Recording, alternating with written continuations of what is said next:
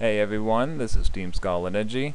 We're doing another rulings video. This time we're going to cover Effect Veiler. This card is extremely useful, extremely popular, and rather on the old side, yet still people seem to have trouble with its card rulings. I think the most common reason why that is because of the individual card rulings. Either people only read some of them, or part of it, or they simply think it contradicts, so they don't really understand it. In this video, we're going to try to cover everything there is to cover about Effect Veiler and try to make it as simple as possible. So, first thing to cover are these complex individual card rulings. We're going to start with this one here. If the targeted monster is no longer face up on the field when Effect Veiler's effect resolves, the target monster's effects will not be negated. That's probably the most complicated of the individual card rulings, because they seem to contradict with a lot of the other parts of it. But basically what this is trying to tell you is, let's say my opponent has a set Morphing Jar and a Book of Moon in hand, and I have Effect Veiler in my hand. My opponent flip summons Morphing Jar for the turn. I can then chain with Effect Veiler in order to try to negate its effect. My opponent can then chain Book of Moon from their hand, targeting the Morphing Jar.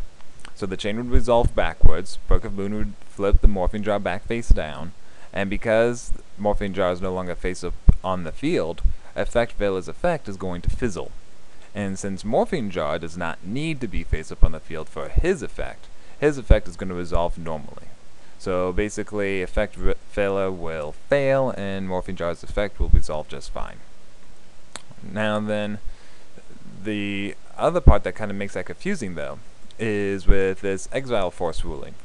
It says if you target Exile Force with Effect Veiler, and your opponent tributes Exile Force to activate its effect later in the turn, the effect of Exile Force will be negated.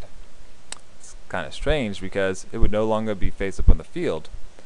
Well, the reason why that is because it's when Effect Veiler's effect resolves. In this example, Effect Veiler's effect is already resolved. Then again, we don't really see Exile Force too often in Yu-Gi-Oh! More often than not, you're going to see Stardust Dragon instead. So we're going to try to apply that ruling to Stardust Dragon. So let's say my opponent already has Stardust Dragon face up on the field. I have a set Torrential Tribute and Effect Veiler in my hand. So we're going to cover a couple of different scenarios with Stardust Dragon. Ones you'll probably see a lot, or have seen a lot. The first one is, normally people will try to do this. Let's say my opponent normal summons a monster, and I want to activate Torrential Tribute to destroy both monsters. My opponent then tributes Stardust Dragon to negate the Torrential Tribute.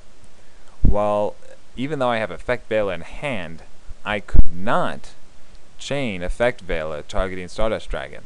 And the reason why is because Stardust Dragon's effect is a cost to tribute himself.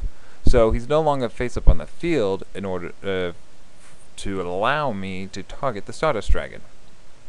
So Effect Veiler can't even be played. In that case, Torrential Tribute will be negated, and that was a huge waste. In another example, though, let's say during the main phase 1, I activate Effect Veiler right away, and I want to negate Stardust Dragon's effect for the rest of the turn. And it resolves normally, so now Stardust Dragon is being negated. Now my opponent normal summons a monster. I activate Torrential Tribute. Well, they could chain with Stardust Dragon's effect to try to negate the Torrential Tribute. Stardust Dragon would go to the graveyard, however its effect will be negated. And the reason why is because of the first ruling mentioned up here. This card will negate effects that activate or apply on the field. It will not negate an effect that activates in the graveyard. So, because Stardust Dragon's effect activates on the field, its effect is still going to be negated. And so Stardust Dragon will fail to negate the Torrential Tribute, thus it will destroy the other monster that was normal summoned. And because it failed to negate the card using its effect, Stardust Dragon will not special summon himself back to the field during the end phase. So I get rid of a Stardust Dragon and a normal summoned monster, all thanks to Effect Veiler and a Torrential Tribute. Now, usually people try to assume the reason why this stops Stardust Dragon is because Effect Veiler says until the end phase. And so they think no matter where the monster goes, it's going to be negated. But that's simply not the case, and it's because of the second half of this top ruling. It will not negate an effect that activates in the graveyard.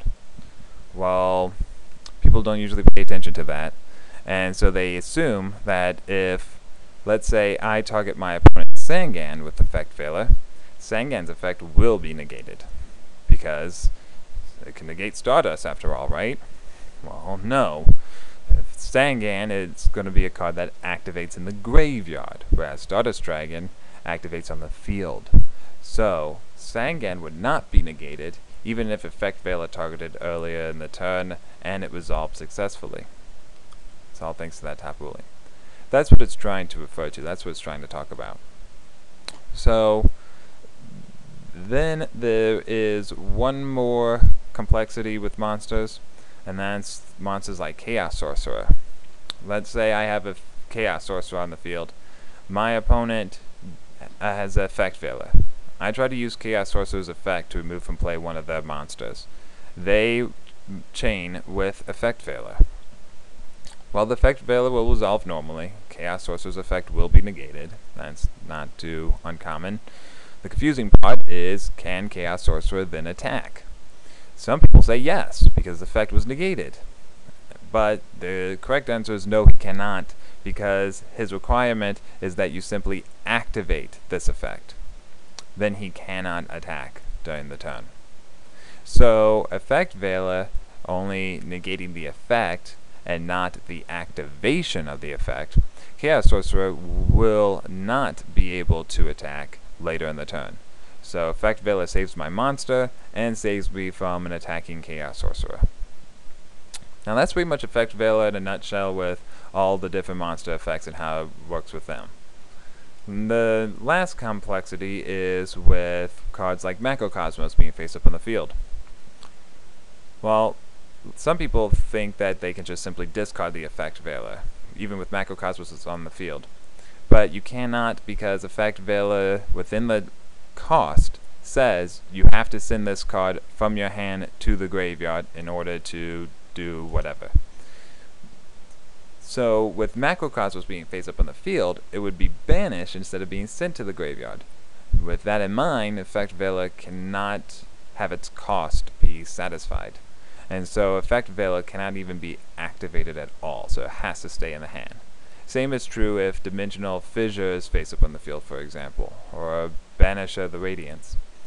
So if you ever want to try to stop Effect Veiler, Macrocosmos and Dimensional Fissure are pretty good cards to use. That's pretty much it. I hope this helps everyone in the duels and with trying to understand this card. If you have any rulings you'd like to see done or have any other questions, feel free to message us and we'll try to make a video about it. Alright everyone, good luck out there and happy dueling.